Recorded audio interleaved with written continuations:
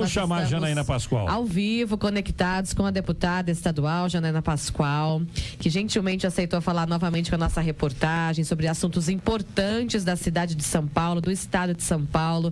Deputada, muito bom dia, obrigada por comparecer mais uma vez à bancada da Rádio Máxima. Bom dia a todos vocês da Máxima, todo o pessoal do Guará, toda a região, Deus abençoe. Então, essa questão do sigilo, ela me incomoda muito, né? Inclusive, infelizmente, a imprensa só dá visibilidade a esses sigilos do governo federal, mas isso também ocorre no governo estadual. Uma das minhas brigas assim, com respeito, porque diferentemente de outros quadros, eu não xingo ninguém, eu não atribuo nenhum tipo de adjetivo, mas uma das minhas brigas em torno, por exemplo, da questão da vacina anti-Covid foi que a gente não conseguia os contratos firmados pelo Butantan, né? E agora começam também a aparecer aí situações. Não estou dizendo que haja ilegalidades, mas várias contratações feitas pelo Butantan sob esse crivo aí do sigilo. Todos os ofícios que eu mandei para o Butantan pedindo os contratos, eles respondiam que como era uma questão de tecnologia, da ciência, que a fundação é privada, apesar dos dinheiros serem públicos, que eles não podiam fornecer os documentos. Então, assim, infelizmente, as autoridades utilizam esse expediente, utilizam de maneira equivocada. Acho que a diferença do Bolsonaro para os demais governantes é que tudo que ele faz com estardalhaço. É para provocar, eu acho. A imprensa fica muito em cima dele, entendeu? Então divulga tudo, vamos dizer assim, de ruim, porque eu considero isso muito ruim, né? Uhum. Sigilo no âmbito público só se justifica em questões de segurança. Vamos supor, a autoridade está se deslocando, aí um jornalista pergunta quantos guardas-costas, quantas armas a sua segurança tem. Essas respostas podem ser negadas. Claro. Porque tem a ver com segurança. Ou faz todo sentido. Segurança nacional.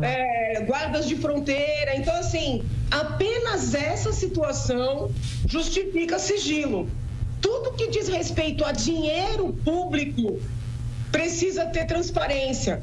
Isso é um princípio básico. Então, eu sou muito crítica. Acho até... O presidente Bolsonaro é muito mal assessorado, né? Desculpa falar. Porque, assim, acho que o primeiro conselho que um bom assessor teria que dar para ele era não lançar mão desses expedientes.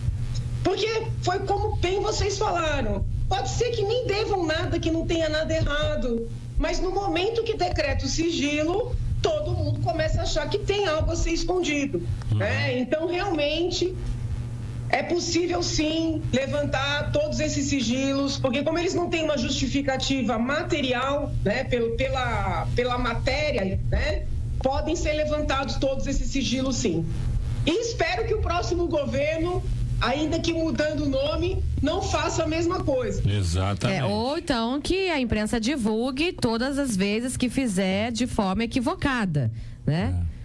Eu acho que não vai divulgar. Eu vou fazer um comentário aqui sem citar nomes, tá?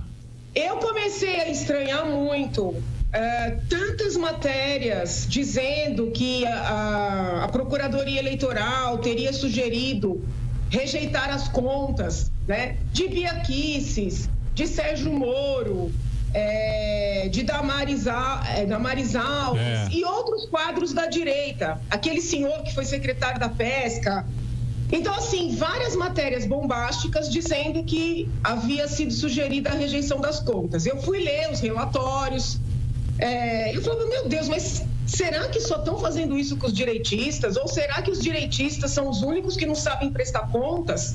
Aí eu levantei as contas de alguns quadros famosos da esquerda. E havia os mesmos pareceres pela rejeição. Ou seja, a Justiça Eleitoral está usando os mesmos critérios, com esquerda e direita, mas a imprensa não. Porque eu não vi nenhuma matéria dizendo, olha, a conta do deputado eleito fulano, Beltrano, entendeu? Que seja da esquerda, está com irregularidade. Foi que eu falei. Vi. Agora, na direita foi tudo bombástico. Ô, Janaína, hoje, só coincidência o que você falou, hoje eu li no UOL a rejeição das contas do Eduardo Suplicy. Tá lá? Ah, bom, então ainda bem que saiu. Eu não quis falar os nomes. É coincidência. Talvez alguém tenha cobrado esse equilíbrio. Eu concordo. Pau que bate em Chico. Atenção, entendeu? Exatamente. Esses pareceres pela rejeição, eles já estão nos processos faz tempo. Quando é da direita, qualquer coisinha vira um barulho, né? O que eu acho importante? Que os critérios sejam os mesmos. Exato. Sabe? Que os critérios sejam os mesmos, que as pessoas também, antes de serem expostas e acusadas, sejam ouvidas, não importa se de esquerda ou de direita, né? Acho que a gente só vai conseguir evoluir como sociedade quando houver, assim, algum equilíbrio em tudo isso. É verdade, isso fortalece a democracia, né? Mas, Janaína, vamos falar então também de um assunto super bacana que eu vi nessa semana na mídia. Você saiu em defesa e trouxe luz a uma questão muito séria na cidade de São Paulo, aliás, no estado de São Paulo, falando aqui mais do nosso reduto, né? A gente sabe que é um problema nacional, mas são as crianças em situação de rua, as famílias e mais propriamente os menores em vulnerabilidade social, em situação de rua. São crianças que moram nas ruas, não só trabalham, mas moram nas ruas. Tem um projeto de lei da Câmara Municipal de São Paulo que visava a proteção dessas crianças. Mas, de acordo com o seu apontamento, a sua observação, felizmente, dentro desse projeto, existia um dispositivo lá, um artigo em que ia totalmente ao desencontro do que o projeto dizia, né? Eu queria que você pudesse explicar para os nossos ouvintes.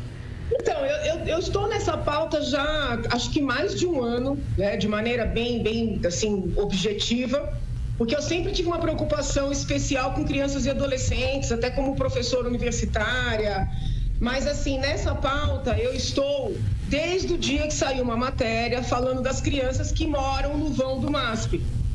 E eu não me conformei que na cidade mais rica da América Latina houvesse crianças morando. E os jornalistas, eles fizeram várias matérias mostrando que a situação era permanente e que nada acontecia. Aí eu comecei a visitar as autoridades, secretários municipais, secretários estaduais, conselheiros tutelares. E o que eu ouvia dessas autoridades era que eles não podiam fazer nada, além de ir lá conversar, tentar convencer essa criança, esse adolescente a sair da rua, porque, segundo eles, o ECA não permitiria. Eu falei, gente, eu dei aula de ECA há muitos anos. O ECA prevê proteção integral. Não, doutora, as crianças têm direito de ir e vir. Criança, gente? Eles ainda diziam assim para mim. E outra, doutora, a concorrência é muito difícil. Eu falei, que concorrência? A concorrência do tráfico. Porque o que o traficante oferece para eles nas ruas, às vezes oferece dinheiro e às vezes pressiona, né? Ameaça. E a gente não tem como fazer uma concorrência com o tráfico. Eu falei, gente, essas crianças têm que ser retiradas das ruas. Não pode retirar porque eles não cometeram nenhuma ilicitude. Eu falei, eu não estou falando de apreender, no sentido de prender e mandar para a Fundação Casa. Estou falando de retirar e levar para um serviço social. Não, doutora, não pode, a gente pode até ser preso se fizer isso. Bom, falei, será que o ECA mudou e eu não estou sabendo? Peguei o ECA, revirei o ECA, tudo igual. Mas essa cultura estava, né, internalizada. Aí nós achamos esse projeto tramitando na Câmara. O projeto, a princípio, muito bonito, falando de proteção, esses princípios todos, essas palavras, né? Mas ali no artigo 23 estava escrito que a criança não poderia ser retirada da rua de maneira compulsória, ou seja, a não ser que pela vontade dela. E no outro inciso estava escrito que por 24 horas ela poderia entrar e sair a hora que bem entendesse. Eu falei, Jesus Cristo, isso aqui é oficializar o que eles dizem que já existe, mas não existe, e eles fazem na prática, porque é muito cômodo. É muito cômodo um assistente social, um conselheiro tutelar, ir lá, trocar uma ideia com a criança que está morando no vão do MASP, na praça da cidade, dizer, olha, você quer ir com o tio, com a tia, quer ir para um acolhimento? Ele diz não, ou porque está recebendo mais como aviãozinho, ou porque está sendo pressionado, né, por algum adulto criminoso. Isso, infelizmente, é muito comum. E aí o conselheiro fala, olha, não pude fazer nada porque eu não posso pôr a mão. E eu levantei situações concretas. Aí eu fui visitar os serviços de acolhimento, em vários, né, inclusive fora da capital. Muito embora esse problema seja mais grave na capital, tá? Tem nas outras cidades, interior, litoral. Tem. Mas na capital é algo assim muito, muito sistêmico. Né? São crianças que dormem nas ruas. Existem as famílias, né, pelas mais diversas causas que estão nas ruas, mas são crianças e adolescentes sem ninguém, entendeu? Totalmente suscetíveis abandonadas, ao crime, né? a abusos sexuais. Aí eu promovi na Assembleia uma audiência pública, convidei a vereadora, que era a principal autora desse projeto na Câmara, membros do Ministério Público, da Defensoria. Todos eles fazem aquela abordagem, sabe? Sabe aqueles discursos bonitos que me tiram do sério? Não, as crianças têm direito de ir e vir. As crianças, falei assim, amigão, se o seu filho de 12 anos disser que vai sair às 2 da manhã para ir para a Praça da Sé, no centro da cidade, você vai dizer que ele tem direito de ir e vir? Ele tem 12 anos. De maneira nenhuma. Bem, eu falei, então, peraí, seu filho de 12 anos é uma situação diferente da criança que está sem ninguém para olhar por ela no meio da rua? Porque é isso que você está falando no final das contas. Porque essa coisa, esse palavrório bonito, né?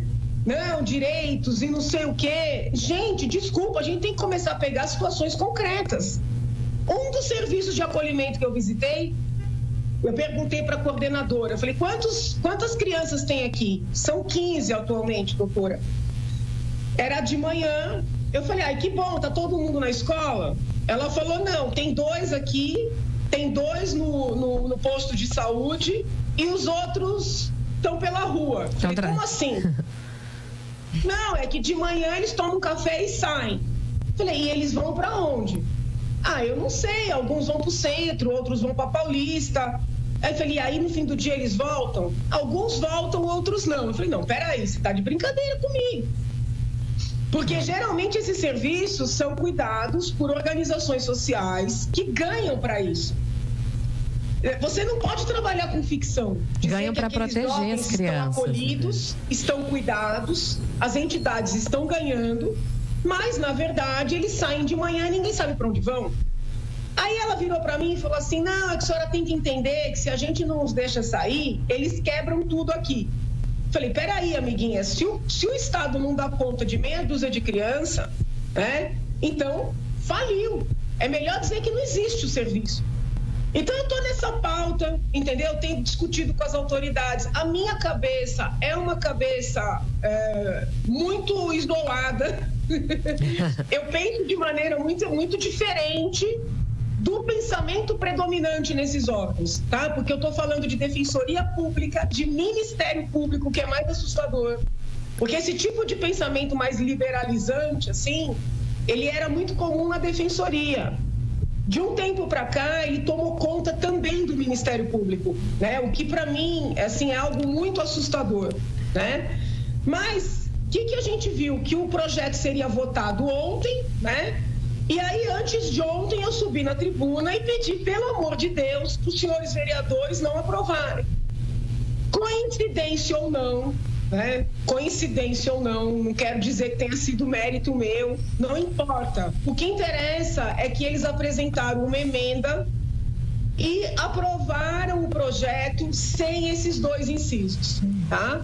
Felizmente. E isso me trouxe muita tranquilidade, porque muito embora, pela mentalidade vigente, eles já estejam trabalhando assim, só tira a criança da rua se ela quiser, se ela quer sair, ela pode sair, pelo menos não tem, né? Não vai ter uma lei prevendo uma regulamentação, né?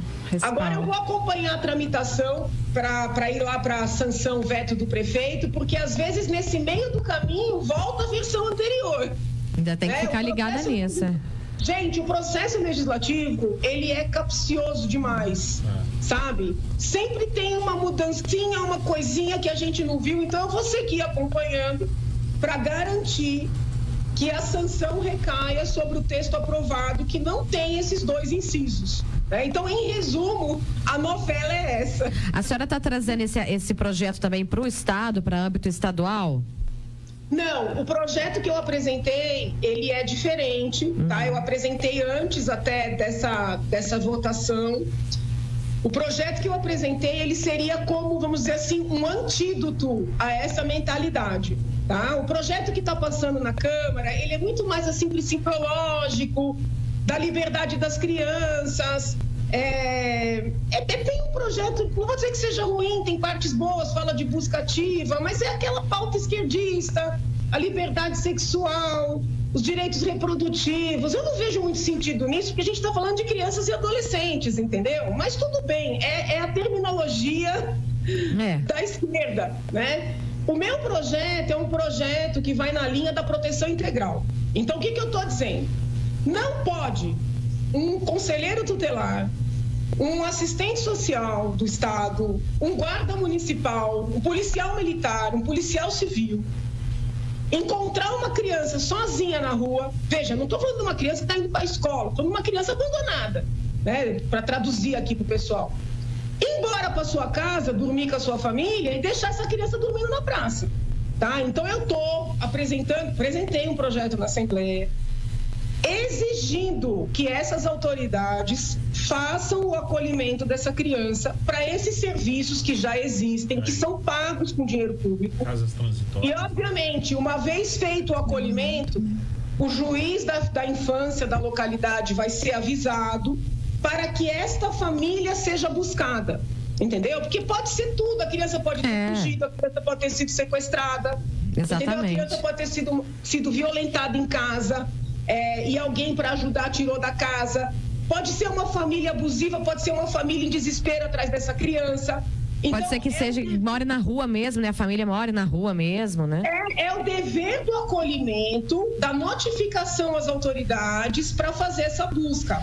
Porque hoje, essas pessoas que trabalham na área da assistência, elas não se sentem no dever.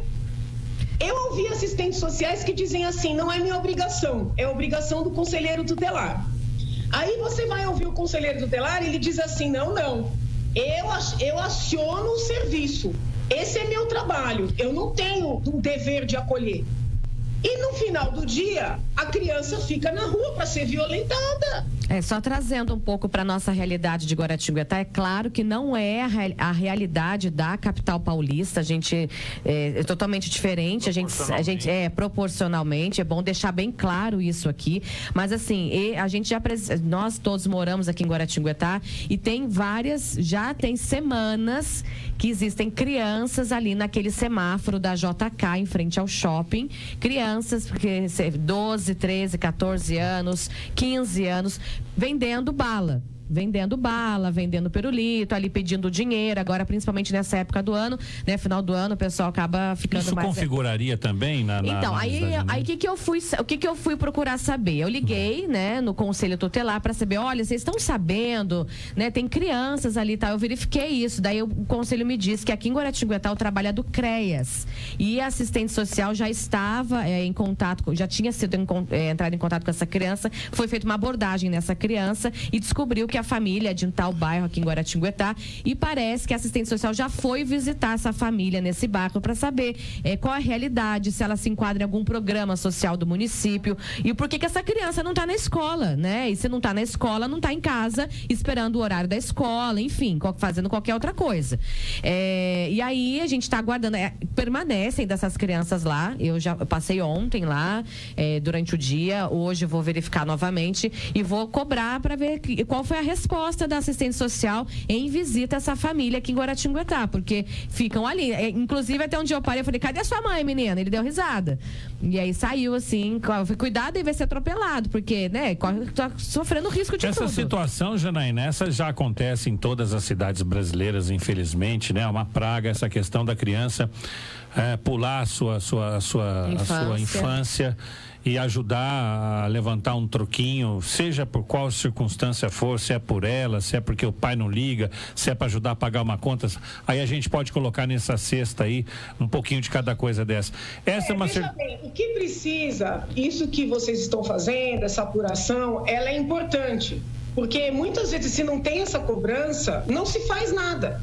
Né? Por exemplo, essa busca ativa, né, que eu estou prevendo no meu projeto, de ir até a família, entender o que está acontecendo, né? É uma situação de uma necessidade extrema. Em que projetos sociais essa família está inclusa? Entendeu? Porque também tem que ter uma responsabilização dos pais. Porque às vezes é beneficiário do Bolsa Família ou do auxílio emergencial de outro e mesmo assim, entendeu? Instrumentaliza a criança. Então a gente tem que ter esse olhar, né? Agora, em regra, lógico que eu me preocupo com esses casos, até porque, vamos frisar, tem criança que é alugada, tá? Tem criança que é alugada para o crime organizado para fazer esse tipo de serviço. Infelizmente tem, tá? Aqui na capital tem vários casos. Mas, assim, o que eu mais estou preocupada são com aquelas crianças que não têm vínculo nenhum. Elas nem têm para onde voltar. À noite, elas não voltam para casa, tá? Então, provavelmente, esses casos, a assistente social vai dar a devolutiva. Essa criança vem num ambiente ali que tem movimentação, vende suas balas e volta para casa. Eu acho que tem que apurar os porquês. Mas os casos que eu estou levantando são crianças que não voltam para as casas, muitas não sabem mais onde moram, ou têm medo de dizer porque não querem retornar. E elas dormem, né, de maneira perene nas ruas, sozinhas, né? E muitas acabam sendo cooptadas por abusadores sexuais que se apresentam como protetores. Inclusive, eles recebem o nome de pais de rua, tá? Para a gente poder separar os casos e buscar dar assistência social para essas famílias, para essas crianças, entender quem tem que ser abrigado, quem não precisa ser abrigado, precisa ter a busca ativa. A Prefeitura aqui de São Paulo contratou um grupo para fazer um censo das crianças em situação de rua. Meu Deus do céu, fizeram o censo. Não separaram crianças que estão com famílias nas ruas, crianças que estão completamente sós, mas fizeram lá uma análise das crianças trans. Meu! Que isso?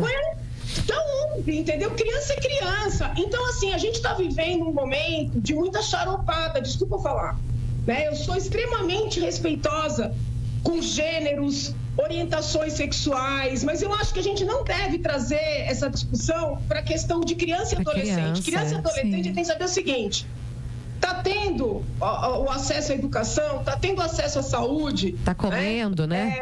Está sendo respeitado em termos de dignidade física, sexual, no âmbito da família, na sociedade. Então, a gente acaba trazendo essas pautas identitárias e elas se sobrepõem, né? O que está na Constituição Federal, o que está no ECA, que é a proteção integral dessas crianças e adolescentes. Para que nós possamos separar os casos e buscar soluções, ou pelo menos amenizar os problemas com os vários programas que o Estado tem, é necessário fazer essa busca ativa. Entendeu? Então, assim, aqui em São Paulo, não é uma coisa, assim, institucionalizada. Essa que é a minha briga, entendeu? Ah, não, é assim mesmo, deixa estar. Não, a gente tem que olhar caso a caso, tem que saber quem é essa criança, por que ela está na rua, e se ela não tem para onde ir, ela vai ser acolhida. E ela vai sair da casa do acolhimento para ir para a escola, para ir fazer o futebol no contraturno, para ir para o posto de saúde, mas não vai poder voltar para a região da Cracolândia e ninguém vai saber onde essa criança está, que é o que acontece nos dias de hoje. Perfeito. Infelizmente. Deputada, e feita a busca ativa, a criança a família não estando apta para receber essa criança, seria encaminhada para adoção? Isso seria feito um processo de adoção? Tem todo um processo, até chegar no encaminhamento para adoção, demora, porque você precisa primeiro, vai notificar a autoridade judicial, a família mais próxima não tem condições de ficar com a criança, pela legislação, tem que buscar, vamos dizer assim, a família estendida, verificar se tem, por exemplo, uma avó, uma tia que possa ficar com essa criança, entendeu? Então, tem todo um processo, mas durante esse processo, essa criança está acolhida, está matriculada, ela não pode ficar no meio da rua, como infelizmente tem acontecido, né? Porque aí você preserva essa criança de ser estuprada, de ser morta, de ser usada para levar droga, entendeu? Depois é que ela vai entrar nessa fila da adoção. E aí eu tenho sérias críticas a toda essa questão da adoção, a morosidade. Existe, assim, um sentimento de... Até tem um procurador do Rio, que eu de vez em quando converso com ele, de adotofobia, né? Se criou uma mentalidade de que a adoção é o último caso, entendeu? Então, às vezes, as crianças ficam institucionalizadas, tendo um monte de família, né, na fila, esperando um filho. Mas aí a gente tem que ir aos pouquinhos tentando mudar mentalidades, né? Minha preocupação primeira nesse momento é que essas crianças não fiquem totalmente suscetíveis, né, a todo tipo de violência. E política social também é isso, porque a gente não via falando muito isso em campanha, nem a nível estadual e muito menos a nível federal. Política social é isso também, começando por esse ponto tão nevrálgico no nosso país. Olha, a minha experiência como deputada, ela me ensinou tanto. E eu aprendi que criança e adolescente é prioridade na Constituição, mas não na política. Sabe por quê? Porque eles não votam. Não votam, né? Então, assim, você tem uma pá de gente que defende a pauta com todo respeito, tá? Eu sei que o povo vai me xingar. Não tem problema. Da mulher, do idoso, do gay, do trans, do negro, dos animais, entendeu? E a criança? Agora, criança não vota. Então, o que eu fiz? Eu peguei meu mandato e eu meio que devotei meu mandato a esse público, entendeu? Eu tenho projetos na área da educação, da saúde, da segurança, pensando neles, porque são muito abandonados, sabe? São muito abandonados. Janaína, a senhora citou o levantamento que a prefeitura fez, né? O censo. A senhora teve a devolutiva da quantidade de crianças, só para a gente ter uma noção? Eles lhe passaram? Eu tive, mas eu não consigo. Eu sou muito ruim para número. Né? Eu tenho mas era uma coisa muito expressiva? Esse número agora. Mas era uma coisa muito. Era uma coisa muito expressiva? Seu som fechou. Era uma coisa muito expressiva, muito significativa, muito assustadora, o número de crianças? Não era assustadora, não. É mais assustadora, assim, em termos de visão, entendeu? Porque essas crianças estão muito visíveis, vamos dizer assim.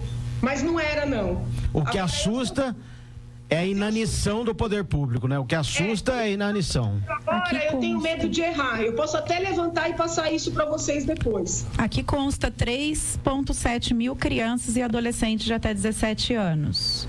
Isso uma notícia de agosto de 2022. Isso, mas eles não separaram, se eu não estou equivocada, depois vocês podem até checar. Nesse número, eles não separaram as que estão com as famílias nas ruas e as que estão sós.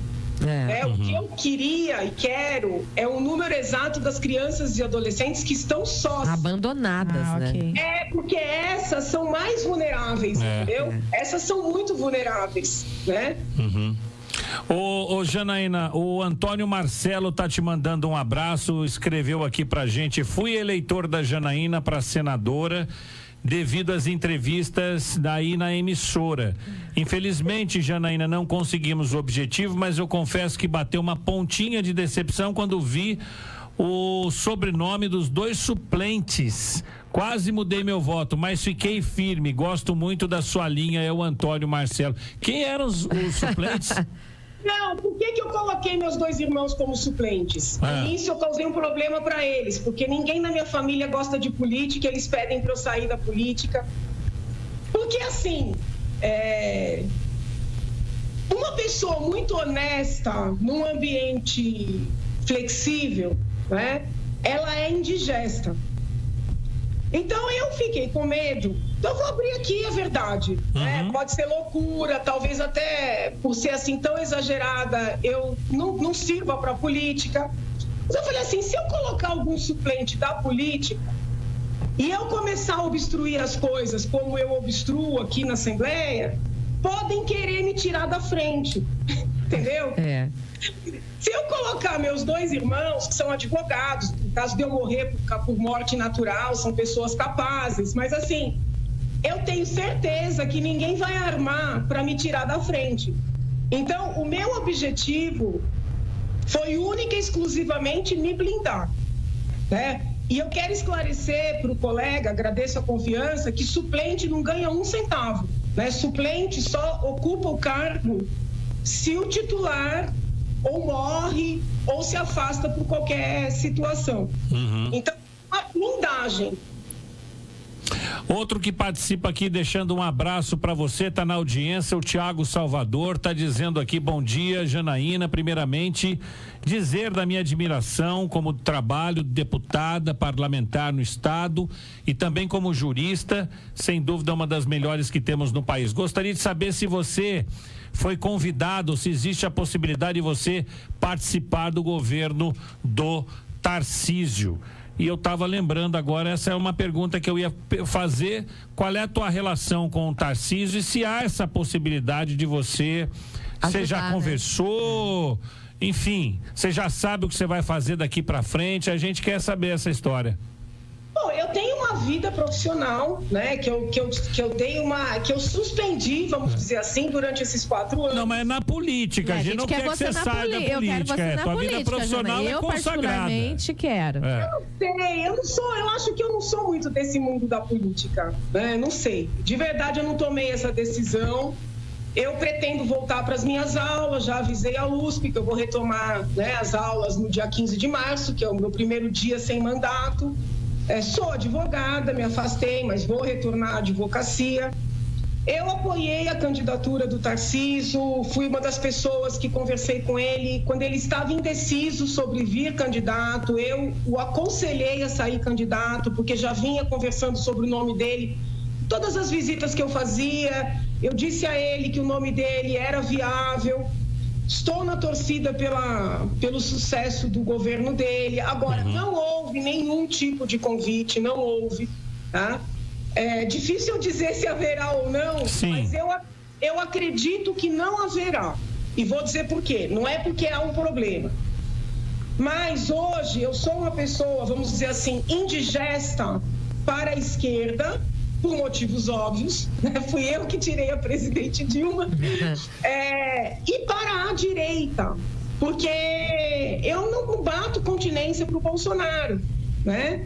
Então, assim, mesmo na época das definições sobre senador da chapa do Tarcísio, o que as pessoas me disseram, não foi ele, tá? Mas as pessoas me disseram é que ele dizia que o astronauta era uma pessoa leve, diferentemente de mim. É uma pessoa leve para levar junto. Porque eu sou polêmica, porque eu falo mesmo o que eu penso, né? Então eu não sei. Eu acredito que não haverá nenhum tipo de... Tudo bem, mas Janaína, você está acompanhando também o noticiário, o Tarcísio está se metendo numa polêmica com os bolsonaristas mais raízes, né? Porque ele já concedeu várias entrevistas dizendo, olha, não me comparem com o Bolsonaro, eu sou completamente diferente dele, eu não sou esse cabeça dura, comigo a coisa é diferente. Ele vai se enquadrar na questão do Dória, que depois... Eu acho que você tá bem parecida com ele nesse aspecto, né? Quer dizer, você... Olha, quando eu conversei com ele longamente antes dele ser candidato e depois, durante a campanha, algumas vezes. Existe alguma identidade, ele é uma pessoa moderada, então, assim, acho que nesse aspecto tem alguma identidade. Mas um convite para mim, eu acho que talvez rendesse ainda mais críticas, entendeu? Entendi. Mas... Isso aí, somente ele pode responder. Eu estou na torcida pelo sucesso dele, entendo essas declarações, muito embora eu saiba que os colegas mais bolsonaristas estão magoados, mas eu entendo, ele precisa encontrar o lugar dele, não é fácil chegar num estado, né, na condição de governador. São Paulo não é para principiantes, né? São Paulo não é para principiantes, é um estado difícil, né? Muito embora seja um estado rico, um estado com potencial, é um estado difícil, entendeu? Então eu estou na torcida pelo sucesso dele, independentemente de qualquer coisa, né? Espero não me decepcionar. Janaína, ela precisa ir. Só para fechar, então, o seu mandato, você pode trabalhar como deputada até que dia? Até dia 14 de março. Tem tempo ainda. Vai enxuriçar o governo Tarcísio um pouco. Janaína, muitíssimo obrigado, viu? Que Deus te abençoe e a gente vai manter esse contato, vai trazer você sempre aqui, é claro, aceitando o nosso convite. Para nós é uma honra poder continuar falando com você. Para comentar outros assuntos também, de forma jurídica, né? Mantenha seu zap, se for mudar o número, manda o número novo pra gente aqui, tá bom? Amores, tá bom, Deus abençoe. E palpite pro jogo hoje, palpite pro jogo do Brasil hoje. Ai, meu Deus. Vou jogar aqui, 3-0, vai. Eita. Tá no caminho. Um abraço, Deus te abençoe. Obrigada. Tchau, beijo. Sempre solista ela, uma fofa. Ela é uma fofa Nossa, mesmo. muito gentil. A gente vai pro intervalo comercial, mas ela deixa plantado uma coisa que é verdade. Não dá pra negar, né? O Tarcísio não seria governador de São Paulo de jeito nenhum. Se não fosse pelas o forças próprias, pelo currículo próprio, pela Bolsonaro o fez governador.